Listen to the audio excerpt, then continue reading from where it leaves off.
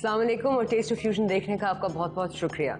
आज हमें एक दरख्वास्त आई है फेसबुक की वॉल पे, जहां एहसन कुरैशी कह रहे हैं, can you please make non veg और veggie pizza and please can you do me the additional favour by sending me the recipe. Yes Ehsan, I will send you the recipe और आज हम आपके लिए पिज़्ज़ा ज़रूर बनाएंगे।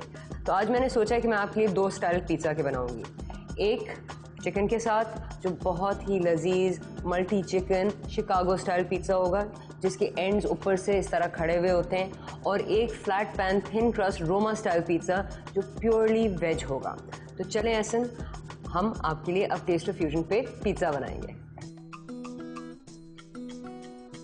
अब जो असल पिज़्ज़ा बनता है उसकी जो सीक्रेट इंग्रेडिएंट होती है वो है उसका बेस। पुराने ज़मानों में वाइट सॉस बनते थे, लेकिन 16th सेंचुरी में खनसामों ने ये डिसाइड किया कि हम टमाटो बेस बनाएंगे। तो आज मैं आई हूँ टमाटर उठाने, क्योंकि हम होममेड टमाटो सॉस और प्यूरी बनाएंगे। तो एक पिज़्ज़ा के लिए मैं आधा किलो टमाटर खरीदूंगी। अगली चीज़ है लहसुन।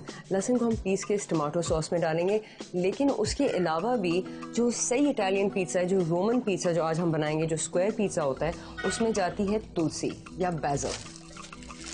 ये इसको एरोमेटिक कहते हैं, इसमें बहुत खुशबू आती है और ये टमाटर के साथ बहुत अच्छी तरह फ्यूज़ हो जाती है, इसका बहुत अच्छा मिलाप होता है। ये है हमारी बेस की चीज़ें। अब हमने गोश्त के साथ कुछ और भी चीज़ें अपने पिज़्ज़ा पे डालने जो वेजिटेरियन कहलाते हैं। उसमें मैं डालूंगी मशरूम। अब थोड़ा सा रंग हमने देना है पिज़्ज़ा को।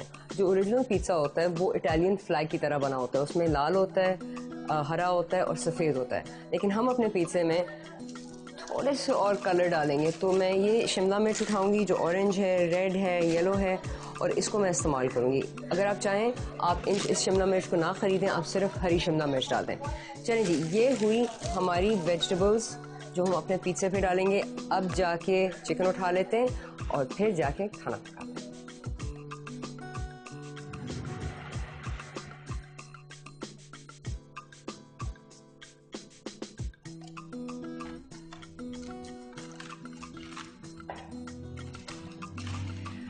आज जो हम पिज़्ज़ा बना रहे हैं वो बहुत ही स्पेशल पिज़्ज़ा है, क्योंकि मैं केनन्स की डेली लाइन से पेपरोनी स्लाइसेस उठा रही हूँ और जंबो फ्रैंक सॉसेजेस जिनमें हैलोपिनियो पेपर्स और चीज़ है।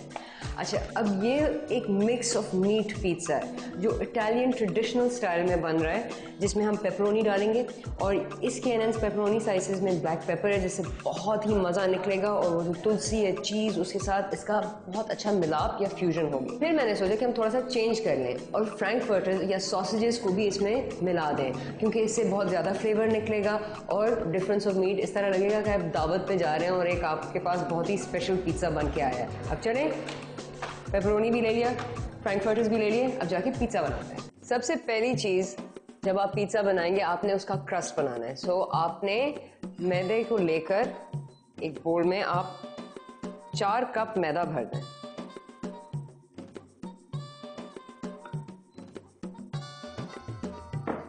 अब जो इटालियन ट्रेडिशनल पिज़्ज़ाज होते हैं या शिकागो स्टाइल पिज़्ज़ाज होते हैं, उनके जो क्रस्ट में फ्लेवर होता है वो इस वक्त आप डाल देते हैं, और आप फ्लेवर्स इस तरह के इस्तेमाल करते हैं जैसे आप इटालियन रोज़मेरी इस्तेमाल करते हैं या ओरेगानो इस्तेमाल कर सकते हैं। आज जो मैं इस्तेमाल कर रही हूँ वो है रोज़मेरी। तो एक बड़ी चुटकी रोज़मेरी, और आप क्रस्ट में 2 टीस्पून नमक के डाल दें।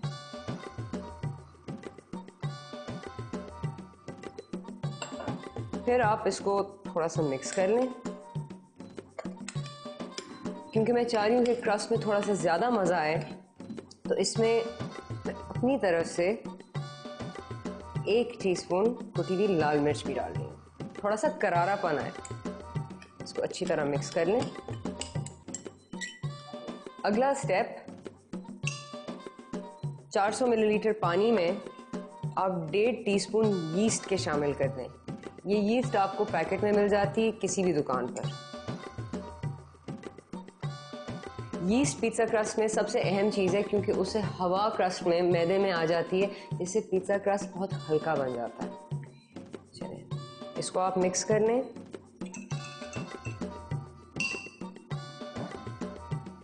और यीस्ट डालने के बाद 2 टेबलस्पून जैतून के तेल को भी पानी में डाल दें। अगर यीस्ट से गुठलियां बन जाएं उनको अच्छी तरह मिक्स कर लें पानी के साथ। ठीक, अब आधा पानी आप बोल में शामिल कर दें और इसको अच्छी तरह हाथों से मिक्स कर लें और गूंद दें।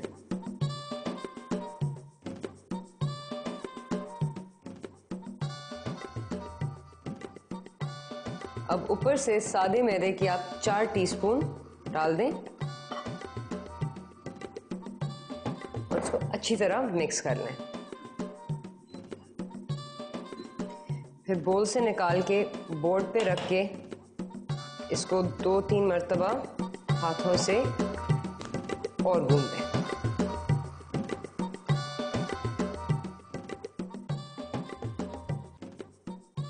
अब जो आपने मैदे का डो बना लिया है, आपने एक काम करना है, क्योंकि इसको आधे घंटे के लिए आपने छोड़ना है कि आराम से राइज करे, इसमें हवा आए और ये फूल जाए, इसलिए हमने यीस्ट डाली। और ये है पिज़्ज़ा के क्रस्ट में ट्रिक। एक कपड़ा लें और उसके ऊपर ऑलिव ऑयल आप या जैतून का तेल आप थोड़ा सा डाल दें और फिर मैदे को लेकर आप वापस बोल में डालकर इसके साथ कवर कर दें और इसको आपने आधे घंटे के लिए कम से कम बैठने देना है। चलें, अब जब तक मैदा बैठता है या फूलता है, हम सॉस बनाते हैं जो इसकी टॉपिंग होगी।